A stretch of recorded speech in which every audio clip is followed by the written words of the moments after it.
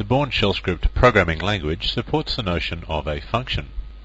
If you're already a programmer, you may know functions by a different name.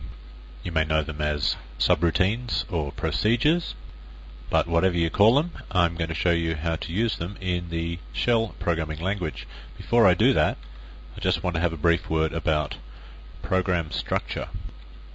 When writing a substantial shell script, and I'm talking about a shell script more than just, say, 10 lines long, you'll find that it is actually necessary to partition your program up into various segments. And so it's safe to say that most shell scripts adhere to that same structure, which looks like this. You start off with the very first line being the interpreter specification, in other words that hash, exclamation mark, and then the name of the program used to interpret the script. That's just one line. Then you typically have the opening comment. Of course this is optional, but it's a good idea to have it there to specify what the script does and how to use it. Next, you would specify all your important variables. Let's say, for example, it was a backup program, and you might have a variable that determines where the backups are actually written to. Maybe you actually don't have such a variable, but it would be a good idea to create one even if you don't. Then you would put that variable, the setting of that variable to a particular value, right up at the top of the file, such that whenever anyone opens up the file and has a look in the script, it's immediately obvious how to go about changing some of the important functionality of the script, like in this case where the backups actually get written to. This again is optional, but it cuts down substantially on maintenance, and that's always a good thing. Next, you would put any functions that you have created, and of course functions are the subject of this chapter, so that's what we'll be learning about. So when you know how to create a function, you know where to put them. And finally, the main body of code. If you're just creating a little 10-line shell script or something similar, then number 5 there is probably the only part of the shell script that you'd actually be writing. But the aim of this course is to teach you how to write substantially large shell scripts, and I'm talking about shell scripts up to, say, 1,000 lines long.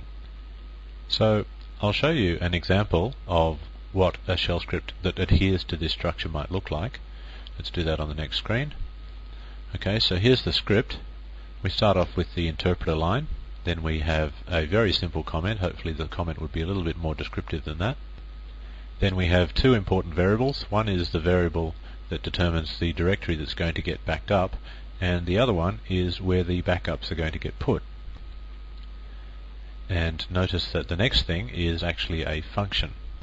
Now I'm going to be describing this in depth in the next module, but for now the programmers amongst you might just take a little moment and have a look at the structure of the declaration of a function.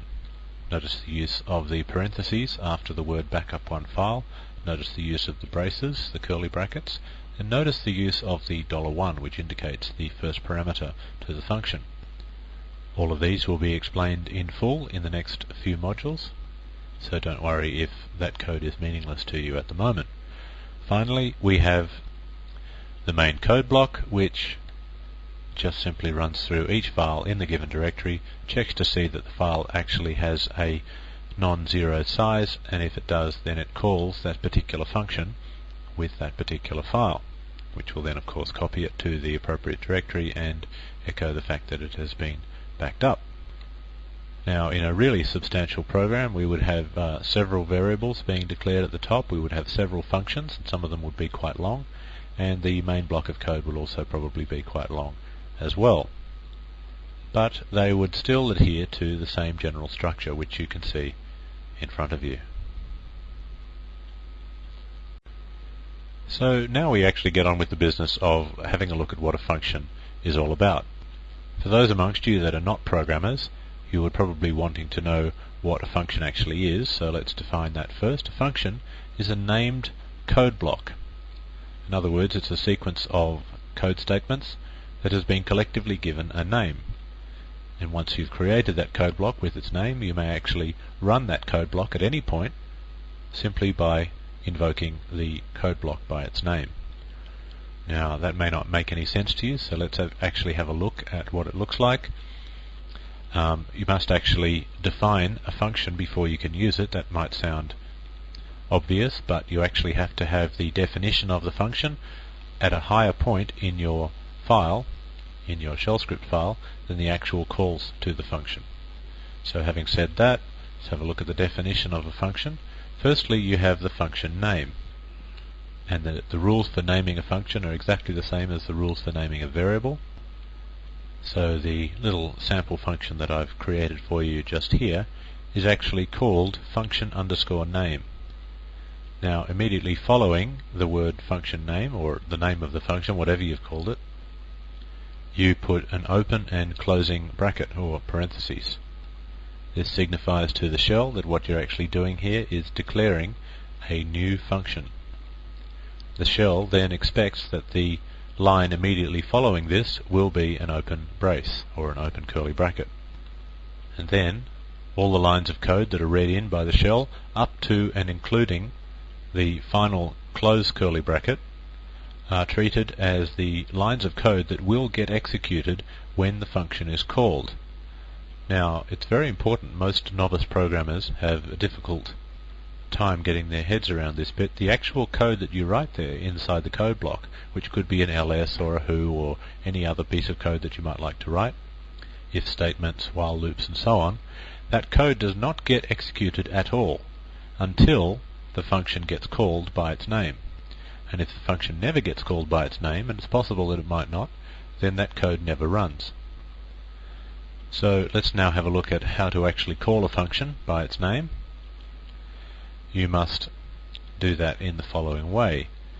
You simply, and it's very simple, you just type in the actual name of the function on a line by itself, and that's it.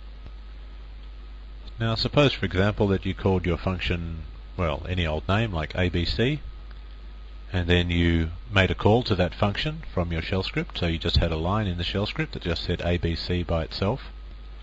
If someone else came in and had a look at your shell script and didn't actually notice the definition of the function in the shell script, and all they noticed was the line ABC just by itself, there would actually be no way for them to tell, just by looking at the code, whether that ABC command line was a function, or whether it was a executable file, like a shell script or a binary executable, or whether it was, say, an alias or even a shell built-in. There's actually no way to tell just by looking at the command line itself.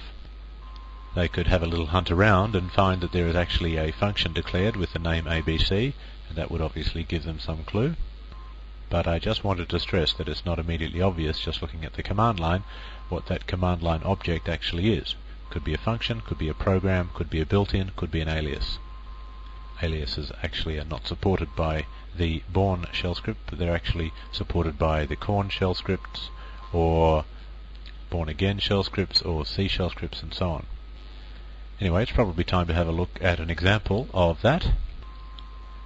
Here is that program that we used as an exercise from the last chapter, the one where we use grep to determine regular expression matching of the lines of a file.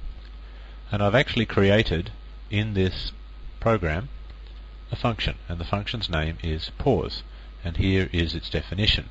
Now you can see the word pause, and then the open and close round brackets, then the open curly bracket and the close curly bracket are there as well. And the code block is actually just simply two lines of code, one echo and one read. Now please note that when I start this script and run it from scratch, those two lines of code do not immediately get executed. They only get executed when I call this function, and this function is called the first time down here. So the very first line of code that gets run is this one, file equals grep test, but you don't actually see any output because that's just a variable assignment. Then the next line of code that gets run is this echo down here, lines that start with a T, followed by that grep, followed by, and here's the important part, the pause. Now as soon as pause is called, the execution of code immediately jumps up to here, runs that line, then runs that line, and then jumps back out and goes down to this echo here, which will do that echo, then that grep, and then that pause, which will then jump back up to here, run that read and that echo, and then jump back out and down to here again. So theoretically, every time we run the grep, we will run the pause immediately afterwards, which should prompt us to press enter between every consecutive output of grep. So let's have a look at that actually running. Run that now. Lines that start with a T, and there's 4 of them. Then it says press enter to continue, so I do. Then I get the blank lines and another press enter to continue. Lines that have 2 or more A's anywhere in them, and there's 1 of those, and then the 2 or more digits, and then the special pattern, that's the advanced one, and then that's the end of the program. So that is a very simple demonstration of the working of one function. There's actually a little bit more to functions than that. Functions can also take parameters, just like functions in other programming languages, and functions can also return values. And again, we're going to have a look at both of those options in the next couple of modules. So let's do that now.